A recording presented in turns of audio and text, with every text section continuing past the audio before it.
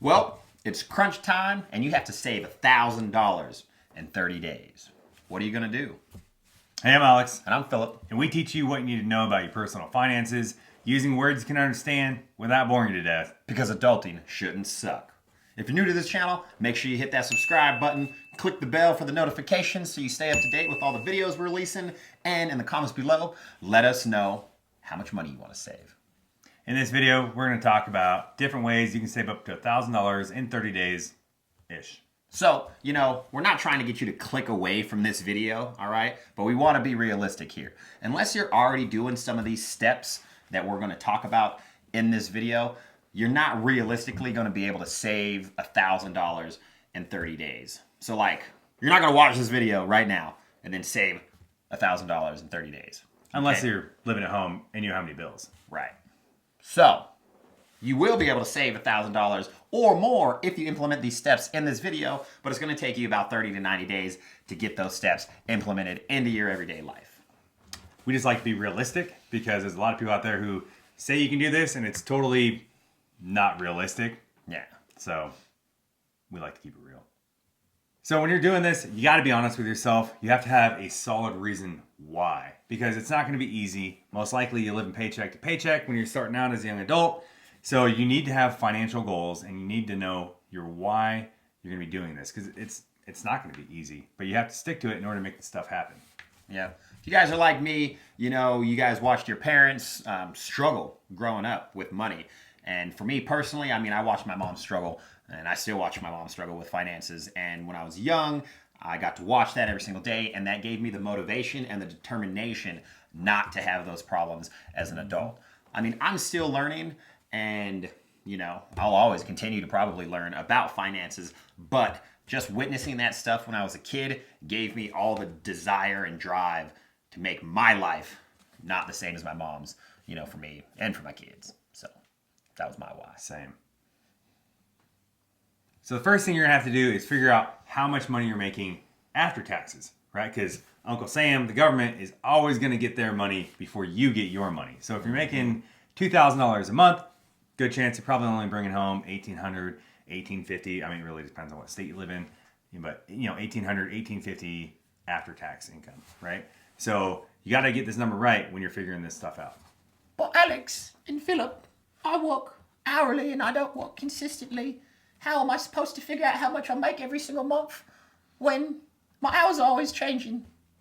And that's a really common question that we get asked a lot. And the most common answer that we give people, that is something that we had to do when we were younger and didn't have consistent hours of work or lived off tips, is track your expenses and how much money you have coming in versus going out for 3 months and average it out and see what that number is.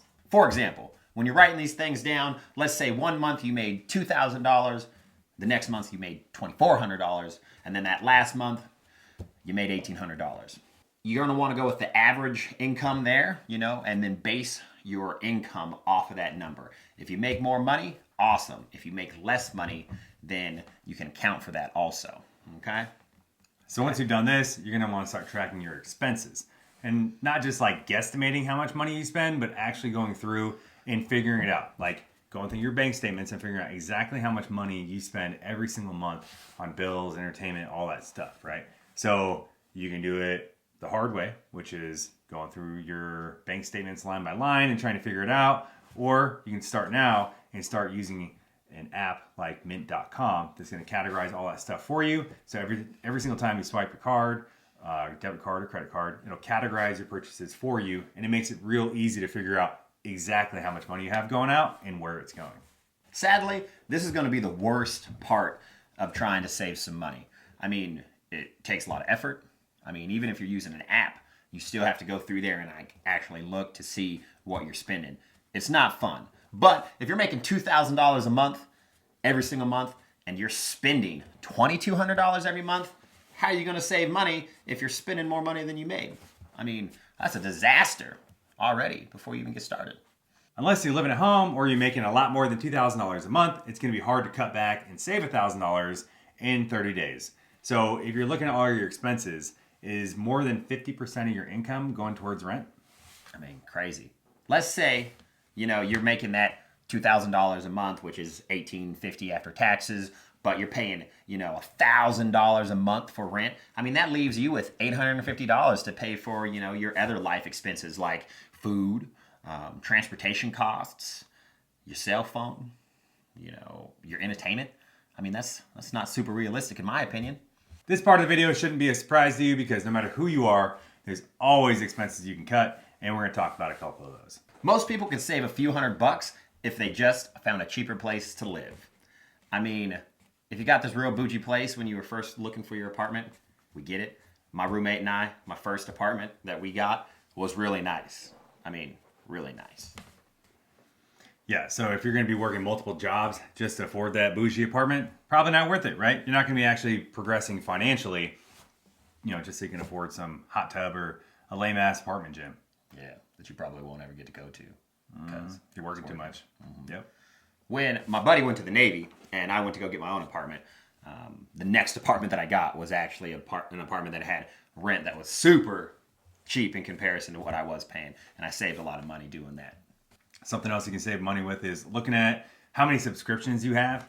Do you have Netflix, Spotify, Hulu, Amazon, all the things, right? Disney Plus, whatever it is. The average person has $75 a month they pay in subscription fees. It's crazy. Yeah. Use your parents. Or a friend. Cancel all of it. Yeah. And then use your buddy's stuff. Student discounts. I mean, check them out, yos. Come on. Look, you're going to want to stop eating out. Okay? But Philip, I don't have time to make food at home. Okay, check it out, little Johnny. Do you want to be busy and broke? Or do you just want to be broke? Okay? Pick your poison. Like, I understand you might not have time, but you're going to save a lot of money if you make food at home instead of eating out all the time, just because it's convenient. Additionally, with this, you want to go on a spending freeze. All right? Some people do this for a week. Some people do it for 2 weeks. Some people do it for an entire month. This is where you're not spending any money when you're going out. Okay? You buy your groceries, and that's what you eat, and that's it. You eat the stuff that's in your pantry. You eat the stuff that's in your cupboards. All right? Eat that top ramen that's been in the drawer since, last year. And get through all of your groceries and save your money. All right? You'll get a lot of money saved here if you actually do it. I promise. And then the last one we're going to talk about is your phone plan, right? So obviously you got to pay for that monthly phone plan. But in addition to that, most people are paying to finance their phone because they're going to have the newest iPhone or whatever, right? Shame on you. Yeah. Excuse me, sir. I pay my phones outright, okay? That's true. You might you just break them like every other month. I do. Point being is typically people are financing their phones and that just makes their phone plan more expensive. And you probably don't actually need a new phone all the time, right? So, I mean, I still know people that are using their iPhone 6.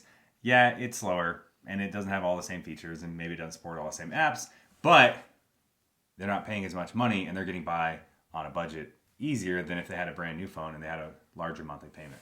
So you might not need the newest things all the time. All the time. Yeah. And on top of that, okay, but let's say, well, Philip, I could turn in my phone and they're going to give me money for it.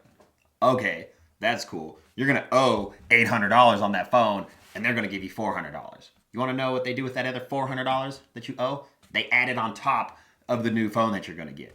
Okay, so now you just bought that new iPhone for $1,000, but you still owed $400 on your last phone. So now you just got the new iPhone for $1,400. You see what they did there?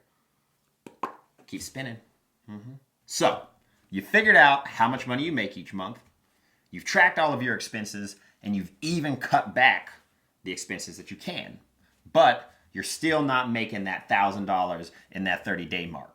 So what can you do? It's time to get that side hustle going. Oh, yeah. Having multiple sources of income definitely makes your life a lot easier when you're trying to save up some money. We actually have a video called 8 Side Hustles for Teens. It's in the link in the description below. And, there's some great ideas for it. I know when I was younger, I took a side job doing personal training, and that paid my rent. And it didn't take up a whole lot of time. And that was a side hustle that I like doing. Something different for everybody. If you watched our video and you decided that one of those side hustles aren't for you, you can always look for a second or third job. I mean, do some Uber driving. Uber Eats, Grubhub, Postmates, become a tutor, babysit, just do some odds and end work for your neighbors or your family, something. But if you want more of an immediate solution, ask your employer for a raise. I mean, worst case scenario, they tell you no. They're like, no, we're not going to give you more money. But best case scenario, I mean, they say yes, and you just got a raise for just asking a question. I mean, obviously, only do this if you've been a good employee and you haven't been calling into work and you show up on time and you're always helpful.